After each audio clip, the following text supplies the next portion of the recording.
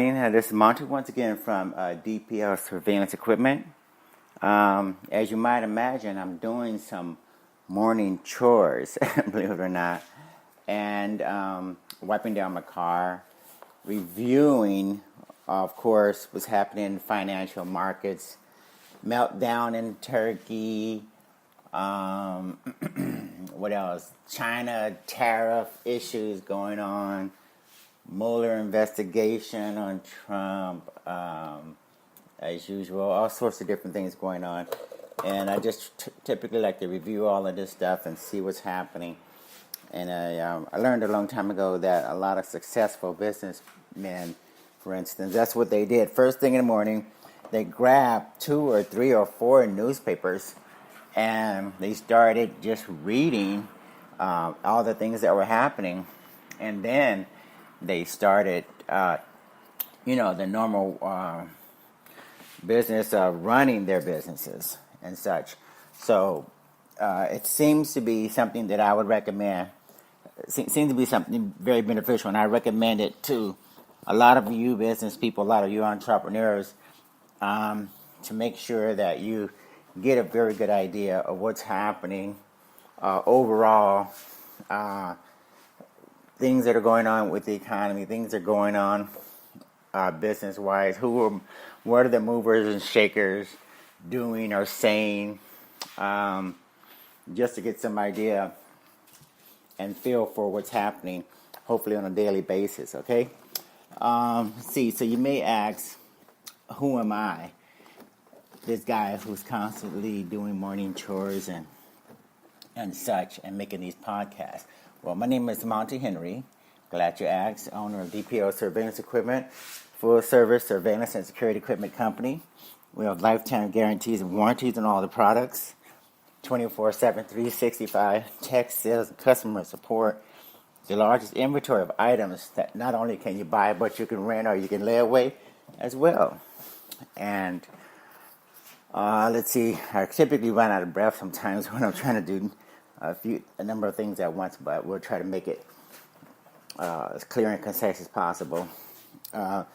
Huge video library. We have demonstration videos showing you all of the spy gadgets, recorders, tracking devices, nanny cameras, all sorts of different cool spy devices. I'm adding more and more devices every day. We added more products.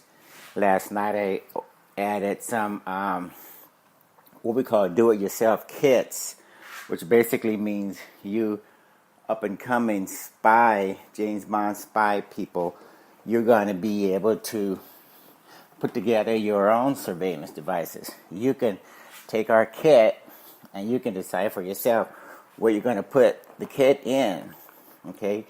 You can put it in your own box or your own appliance or your own attic or basement or something. Make your own spy device, basically, using our kit. And we have kits that have internet, remote view capability, motion activation, audio and video, time and date stamping, higher resolution, 1080p or higher, all sorts of bells and whistles. Record onto an SD card, record onto your computer if you want, you name it. These kits can do it in addition to the regular products. And in addition to that, if that weren't enough, we have a lot of educational information. I'm a big health and fitness fanatic, as a lot of you know. The things that I learned about how to improve my health, how to build up my stamina and endurance, I pass along that information to you guys by way of the articles. When you click on health and fitness in the articles directory, you're going to see a lot of videos, playlists, different things that talk about, in the articles directory, you're going to find articles about health and fitness, and the video library, that's where you can find videos about, the playlists about health and fitness as well. So between the articles and the video library, there's a health and fitness category in each of those. So either you can just read about it, or you can listen to it and watch the videos or something like that. And speaking of listen, we have podcasts now in the articles directory. When you click on articles, you're going to see podcasts. We wanted to make sure we reach out to people who are on the buses and trains and subways or something, and they don't necessarily need to or have the capability of sitting there and watching, when they can just listen to the audio podcast about some of the same subjects. So basically multimedia experience, and we try to be flexible enough to accommodate everyone. So blogs, podcasts, articles, videos. We even accept Bitcoin, for instance. And for those of you who, like myself, absolutely hate and deplore the using of American Express and MasterCard and Visa because of the things that they do and the way the customers use those credit cards, then you're going to love the idea of cryptocurrencies as a payment alternative in your shopping carts on your websites.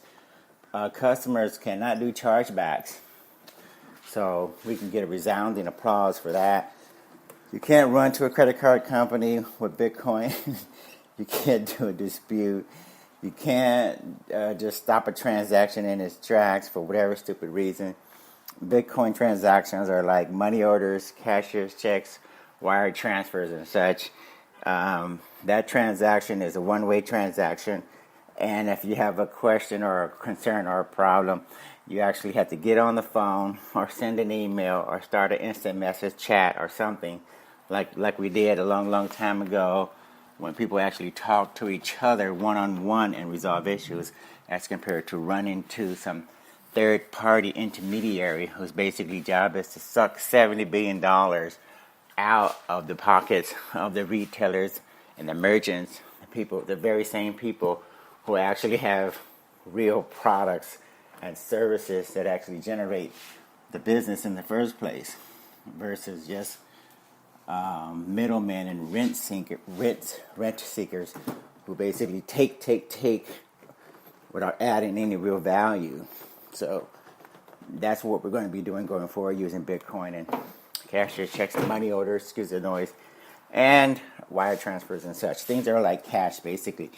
And so I think that covers a lot of that, unless I think of something else I may interrupt and just and interject anything else about the business. Oh yeah, the website has been redesigned. The website has been completely redesigned. I'm making small improvements here and there, but for the most part, 98% of all of the important things have been done to the website. It's optimized for mobile. You can view it on your smartphone, tablet, whatever device. It should come up pretty easily. It should be indexed pretty effectively in your search engine, your favorite search engines, your Googles and your Bings and your Googles and whatever other search engines that you want to use, your Yahoo or something, Bing, what does it matter? Should come up pretty good now that we're not penalized as we were before. The website was so atrocious before. It wasn't even optimized for mobile, really, and we were getting penalized in the search results. Now, as far as I can tell, we've overcome that problem. And the reliability and the stability of the website, of course, when you get it redesigned, all of that stuff improves as well. So the performance should be up to where it's supposed to be as compared to where it was with the old design that I just put off forever in terms of getting it done. So anyway, what is today's topic about? Okay, well, let's see. We're going to be talking about the integrity of the voting system. Now, the specific title, let's see, what is the specific title to the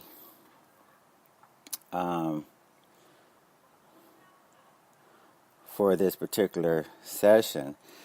Tensions flare as hackers root out flaws in voting machines. Again, tensions flare as hackers root out flaws in voting machines. Now, there's a DEF CON event that's just wrapped up last Sunday in Las Vegas, deep in the bowels of Caesar's Palace, There's an individual by the name of Jake Braun. He organized this particular event as a DEF CON event. A DEF CON is known for hosting hacking events in Las Vegas. Where the best hackers on the planet, they go there and they actually demonstrate in real time how they can hack into just about everything, whether it's a cell phone, printer, laptops, government mainframe computers, you name it, cars. There's been some famous hacking demonstration of different automobiles, because automobiles want to be smart and they want to be wireless and they want to be internet connected and all that, and hackers show the manufacturers about the vulnerabilities associated with, for instance, the automobiles and their wireless systems. And Chrysler and a few other manufacturers learned some valuable lessons about how to secure the wireless technologies and such associated with these automobiles. Okay. Anyway, Jake Braun, he organized the Voting Village hackathon, basically, in Las Vegas, again in Caesar's Palace. And what happened was, even during the first day of hacking, let's see, the hackers actually were able to swap out software. Okay, here it is right here. On the first day of the event, which runs through last Sunday, hackers were able to swap out software, uncover network plugins that shouldn't have been left working, and uncover other ways for unauthorized actors to manipulate the vote. I'm really concerned about the other. They didn't say specifically what other ways that the hackers were able to exploit these machines as far as the vulnerabilities in the voting machines. And this strikes at the heart of what our voting process represents for Americans. It's bad enough when we have politicians who we don't really trust, because they say one thing to get in office, and then all of a sudden the real people come out, and then you find out who you voted for afterwards, after the fact, after they get in office. Then it's too late, of course. But yeah, when you have a situation where you the actual voting process, even before these individuals get put in office, the voting process, if that's not safe, if that's not secure and reliable, then we got a major problem. Now, according to Jeff Braun, the organizer, this is essential. This is necessary. This is important to have these types of situations where manufacturers, such as election systems and software, they're a leading manufacturer of voting equipment. See, they were actually reluctant to have its systems tested at the conference. The company played down the expected findings from the event in a letter to customers. They said hackers will absolutely access some voting machines and internal components because they will have full and unfettered access to a unit without the advantage of trained poll workers, locks, tamper-evident seals, passwords, and other security measures that are in place in an actual voting situation. Now, this is ridiculous that Election Systems and Software LLC would think that any hacker really cares about security seals and expert polling employees, even locks and passwords, because that's what hackers do. They bypass those security implementations, basically, to get access to systems. That's why Citibank, that's why Bank of America, that's why JP Morgan Chase, that's why the Pentagon and the Department of Defense, that's where their systems get hacked all the time, is because obviously hackers are really not interested in passwords and such. the challenge for them is to get past all of those things. And in the real world, hackers don't sleep. They work night and day, and they have a lot of time on their hands. So, we're gonna weed through a lot of these ridiculous comments, and we're gonna get to the heart of what's actually going on here. Somebody made a stupid statement. I think it was Leslie Reynolds. She says anybody, he or she, anybody could break into anything if you put it in the middle of a floor and gave them unlimited access and unlimited time, said Leslie Reynolds, Executive Director of the National Association of Secretaries of State. Now, I would fire Leslie Reynolds yesterday if she thought that this was an important thing to state in terms of hackers only getting the opportunity to work on these machines with unlimited time and unlimited access. Because, again, in the real world, nobody cares about time and access and all of that. Basically, what I'm trying to say is, if Leslie Reynolds thought that it was more appropriate to duplicate a real-world environment inside of Caesar's palace at the village, the voting village, then she should have said that. She should have said, okay, let's try and duplicate as much as possible a real-world scenario where you hackers only have a certain amount of time. If you have 10 minutes, 5 minutes, whatever she thought was appropriate for the hackers in order to make this statement make any sense, because when you have a hackathon, you can set up, if you want, you can set up certain qualifications or guidelines whereby certain hackers at certain times only have a certain amount of time to access these voting machines, excuse the noise again, and see if they can compromise them, okay?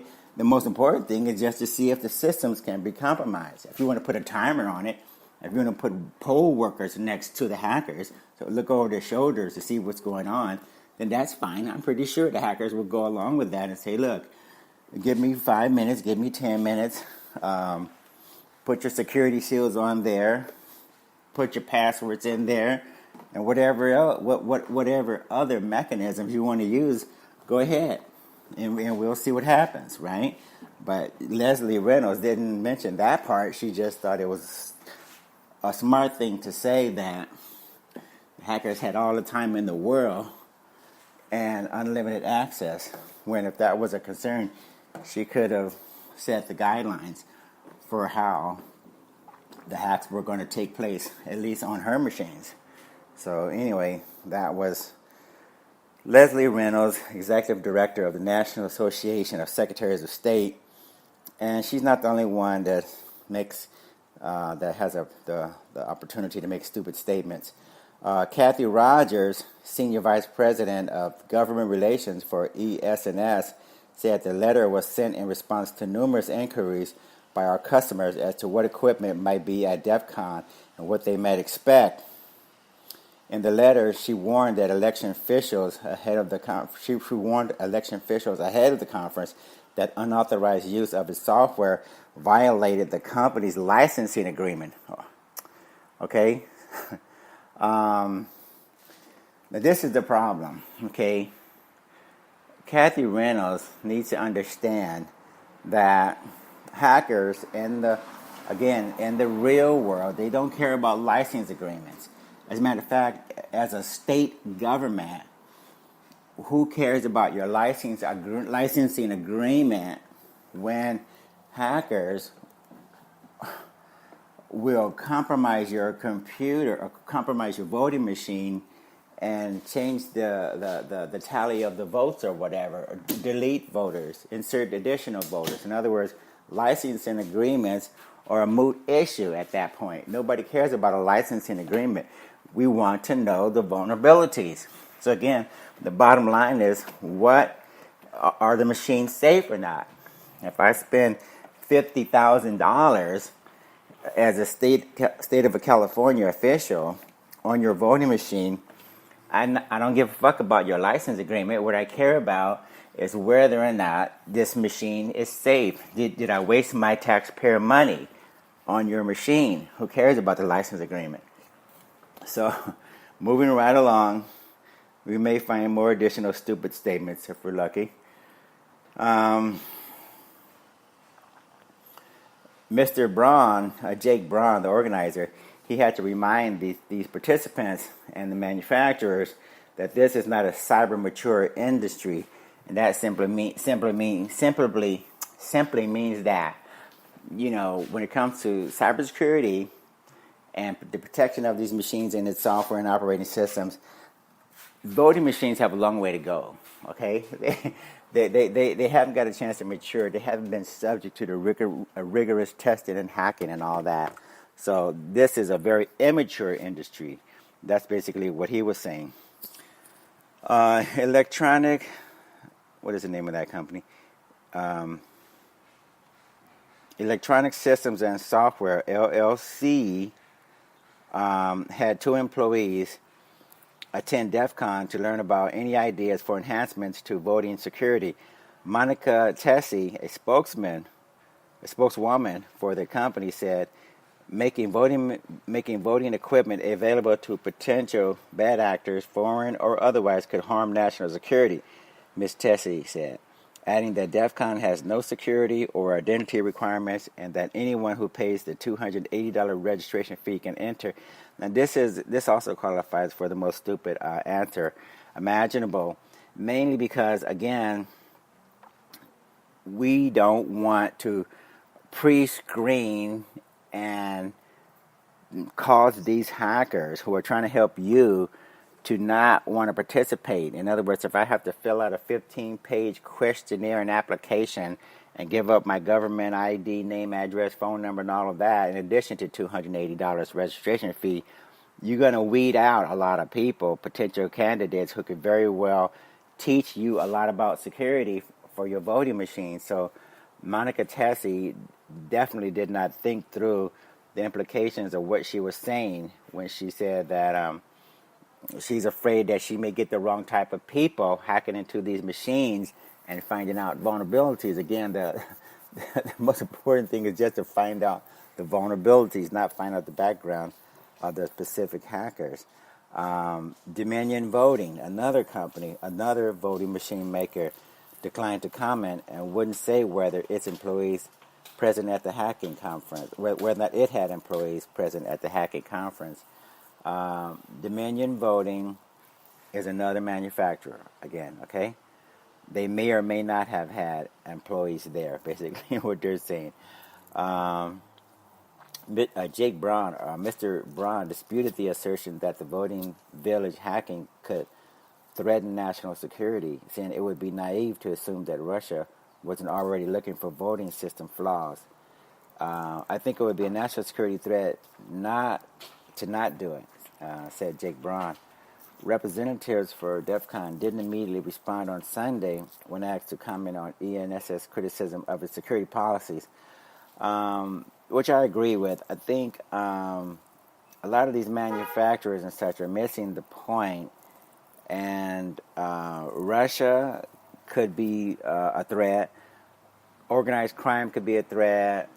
There's various nefarious individuals who could be a threat, not only Russia. So, again, we need to make sure we understand the important thing is to lock down these systems, test them rigorously, and make sure that no one can compromise these systems, these voting machines, not only Russians.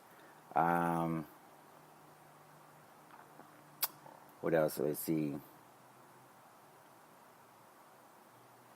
Just so you guys will know, Congress appropriated $380 million to shore up the nation's election systems, money that has now been allocated to 50 states and 5 territories to pay for improved election equipment, security training, and testing, according to the Election Assistance Commission, which is the agency responsible for dispersing the funds. So we got $380 million divided up approximately by 55. I don't know if that's a whole lot of money. For as far as I can tell, my basic math tells me once you take $380 million divided by 55 and then you try to make sure that all this hardware, all of these systems, all of the employees are trained. I don't know if that money is going to stretch very far. As far as I can tell, that may not be enough money. Let's see what Jeanette Manfra has to say. Jeanette Manfra, she's a cybersecurity official with the Department of Homeland Security. She said that security researchers at DEF CON were doing important work by finding vulnerabilities in voting systems that could be used by bad actors. But she said she sympathized with concerns from election officials that the voting hacking village could unintentionally lower public confidence in American elections, considered a chief goal of Russian interference. You want companies to be building more secure products, but at the same time, the public doesn't necessarily know the full picture. Ms. Manfra said, if all you're saying is, look, even a kid can hack into this, you're not getting the full story, which can have the impact of having the average voter not understanding what is going on. It's really, really difficult to actually manipulate the vote count, she said. Now, I have to stop there, and we have to analyze what Ms. Jeanette Manfra is saying. Again, she's from the Department of Homeland Security. She's a senior cybersecurity official, and yet she's worried about public relations. Okay, this what she's saying basically amounts to public relations. She's saying that the general public could very well lose confidence in whether or not the voting process is reliable or not. Now, let that sink in for a moment, because the last time I checked, who cares about the public relations aspect of this if, in practicality, the machines are not reliable? Again, if operating systems, if software can be swapped out, as mentioned, and that happened during the first day, if peripherals that are attached to these machines are not secure and safe, like printers, like monitors, like fax machines or whatever, if they're not safe and secure, then I think Jeanette Manfra from the Department of Homeland Security is totally missing the point. If she wants to have her agency, the Department of Homeland Security, do better public relations, then they need to make public service announcements or something and make their case. But the last time I checked, educating the public on this matter is totally different as compared to the implications of not having, again, safe and secure equipment. So maybe Jeanette Manfra needs to get with her agency, and they need to counter the negative public relations associated with whether or not these machines are safe or not, and come up with some positive statements, commercials, public service announcements, whatever they need to do if she's worried about the persona associated with lack of integrity in the voting process. What else is going on here? Let's see, blah, blah, blah. Okay. Anyway, I think I'm going to wrap this up. Just so you know, put this in proper context again. I'm a surveillance and security expert, 20 plus years of experience. We've been doing surveillance and security for a long, long time, making products, building products, coming up with our own ideas, buying and selling products all over the planet to every government agency, law enforcement agency, military, individuals, you name it.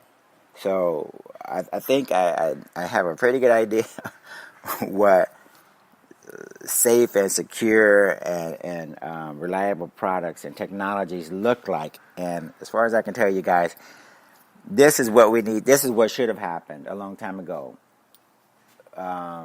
This voting village should have been an ongoing event with DEF CON, with the world-class hackers getting access to the machines, testing them out, trying to break into them, trying to compromise them. I think Jake Braun put it pretty. He made a very good point. He said it seems like a number of these manufacturers were more concerned about their profit margins as compared to the integrity of the machines. In other words, if manufacturers found out the hard way that their machines were not reliable, then maybe they wouldn't make as much money. Let me see. This paragraph sums up that statement. Some state and local election officials at the conference said the companies that sell voting equipment are more interested in maintaining their profit margins than improving the security of their machines. So that basically sums that part up. So let's just make sure we understand, as the public, as taxpayers, people who are paying for the machines, trusting the voting process, we want to make sure we understand that this is good. ES&S, Dominion, whoever, the big players in making these voting machines, they need to learn one way or the other, the hardware, whatever, that their machines are safe or not. And if they want to duplicate an environment at DEF CON and Caesar's Palace where you only have a certain amount of time to hack those machines, and with the seals on, with the poll workers standing there, with the security and passwords in place, and they need to duplicate that and put that make that part of the hacking and testing process as well. That's not that difficult, okay? So anyway, I'm gonna wrap up this session and hopefully gave you guys a better insight as to what is happening with these voting machines and the major manufacturers and the hackers at DEF CON. And Jake Braun, let's tip our hats to him for organizing this event. And for those of you who attended DEF CON and the last Sunday, we want to say thanks for doing that and participating. And let's all stay security conscious, okay? So as I like to say at the conclusion of every podcast, keep your eyes open, keep your ears open, and stay safe out there, okay? Have a good day. Thank you. Take care. Bye.